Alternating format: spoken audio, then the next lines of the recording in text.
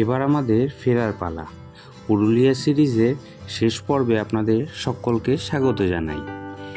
এই ভ্রমণ পর্বে 2 রাত 3 দিনে আমরা পুরুলিয়া থেকে নিয়ে ফিরেছিলাম অপূর্ব সৌন্দর্য, গ্রামের পরিবেশ, মাটির পরিবেশ, এবং নিয়ে ফিরেছিলাম প্রচুর ঝর্ণার জল, এবং তার সাথে উপরি পাওনা ছিল ড্যাম এবং সৌন্দর্য। এই পর্বে আপনাদের শেষে দেখিয়ে দেব আমাদের টোটাল কত খরচা হয়েছিল। বন্ধুরা, আজকে আমাদের শেষ দিন। আর শেষ দিন এদের যেই হোমস্টেটাতে আছি আমরা, বা লজটাতে যেটাতে আছি, তো সেখানকার আজকে আমরা খাবার দাবার খাবো। তো আগের দুদিন আপনাদের দেখাতে পারিনি, তো আজকে আপনাদেরকে দেখাচ্ছি খাওয়া দাওয়ার যে করছি সবাই মিলে, বন্ধুরা মিলে, সেটা আপনাদেরকে দেখাচ্ছি। খুব সুন্দর জায়গা, কিন্তু আশা করছি দারুণ লাগবে। আর এই জায়গাটায় দেখুন, পুরো কাঠের উনুনে কিন্তু এই জায়গাটায় রান্না হয়।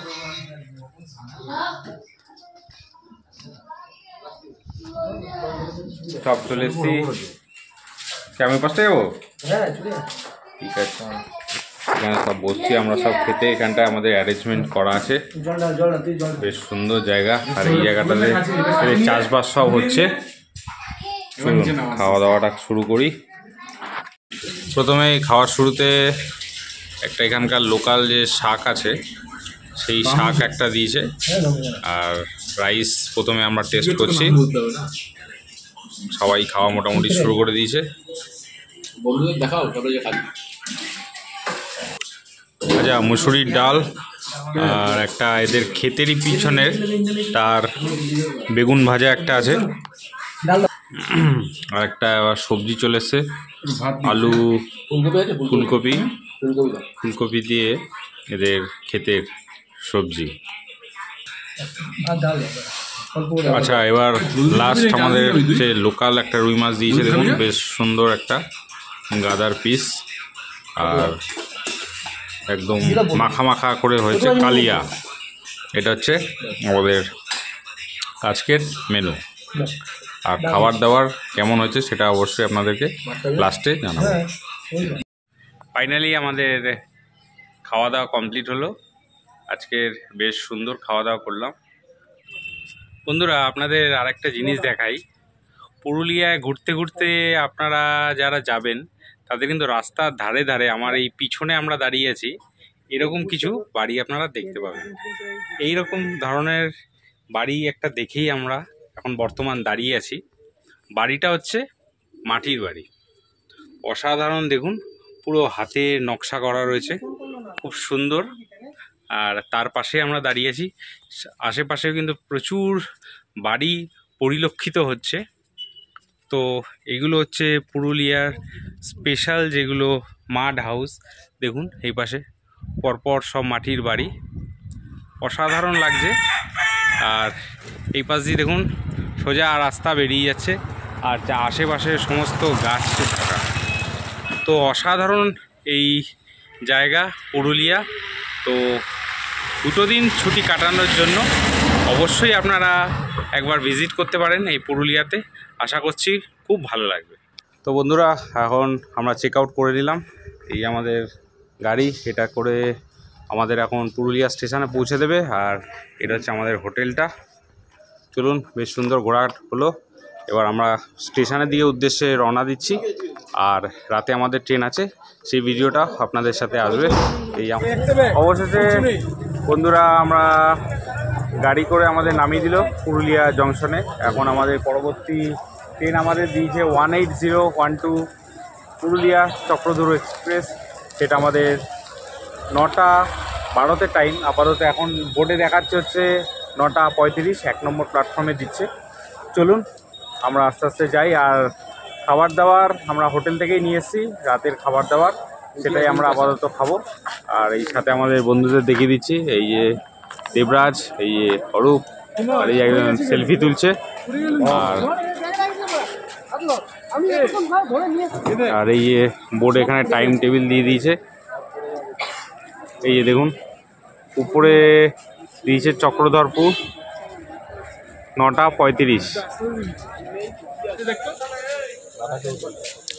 ট্রেন আমরা স্টেশনে চলে এসেছি, আর ট্রেনটা যথেষ্ট লেট রয়েছে, এই জন্য আমরা যেই ডিনারটা নিয়ে এসেছি সেটাই আপাতত আমরা স্টেশনে খেয়ে নিচ্ছি। প্রায় এখন 9:40 বাজে, আর আমরা আমাদের খাবারটা এখন স্টেশনে খেয়ে নিচ্ছি। তারপর এ দেখুন আমাদের 4 জনের রুটি আর ডিম কষা আমরা খাবার নিয়ে এসেছি। তো চলুন খাবার দাবারটা সেরে নিচ্ছি। বর্তমান চক্রধরপুর হাওড়া এক্সপ্রেস, এটা বর্তমান সময়ের থেকে প্রায় আধ ঘন্টা লেটে চলছে। আর এই ট্রেনটি যাত্রাপথে 18টি স্টেশন অতিক্রম করে আমাদের পৌঁছে দেবে হাওড়া জংশনে।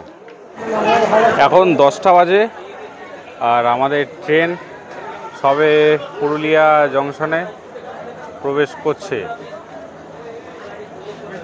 চলুন, প্ল্যাটফর্মে কিন্তু প্রচুর লোক সংখ্যা দাঁড়িয়ে আছে, সবাই ঘুরে ফিরছেন। এই আমাদের বহু প্রতীক্ষিত চক্রধরপুর এক্সপ্রেস।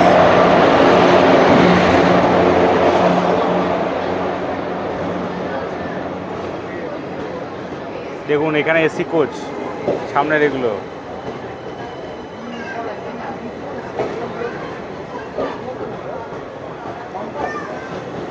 প্রচুর লোক কিন্তু পুরুলিয়া থেকে উঠবে, আর এগুলো হচ্ছে সব স্লিপার,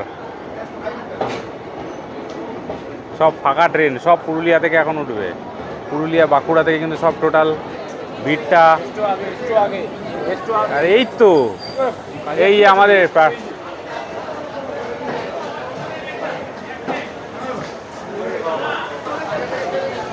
কোচ আগে চলে গেছে, আমরা এখন দৌড়চ্ছি ট্রেনের পিছন পিছন। এই সবাই, ট্রেনের স্টপেজ আপাতত 5 মিনিট রয়েছে হল টাইম। আর উপরে বোর্ডে যেইটা কোচ দেখিয়েছিল সেই কোচে আসেনি, আমাদের কোচটা আরও সামনের দিকে এগিয়ে গেছে। এটা হচ্ছে S1, এটা, আর এই যে এটা হচ্ছে S2, এইটা হচ্ছে আমাদের S2, এইটা হচ্ছে আমাদের চক্রধরপুর টাটা হাওড়া আদ্রা চক্রধরপুর।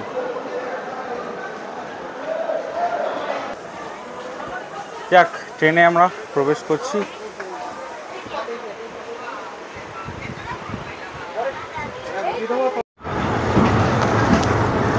আচ্ছা, ট্রেন এখন নির্ধারিত সময়ের 5 মিনিট হল টাইম ছিল, এখন ট্রেন ছেড়ে দিচ্ছে পুরুলিয়া জংশন থেকে।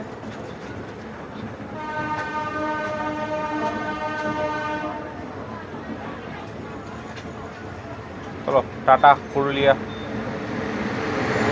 এইসব আমরা সব সিট পেয়ে গেছি, এই যে সব বন্ধুরা বসে আছে সব পরপর, এই ফেসবুক চালু করে দিয়েছে।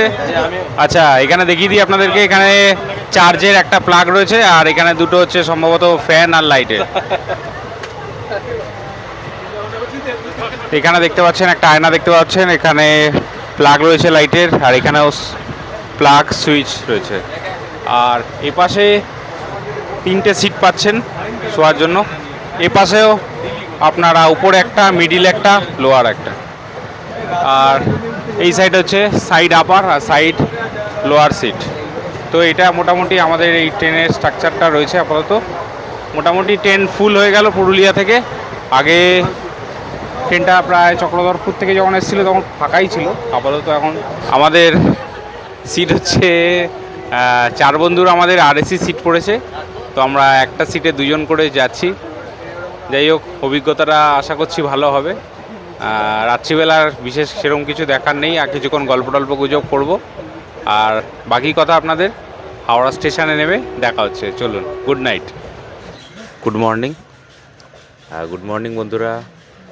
রাতে দুর্দান্ত একটা ঘুম হয়েছে।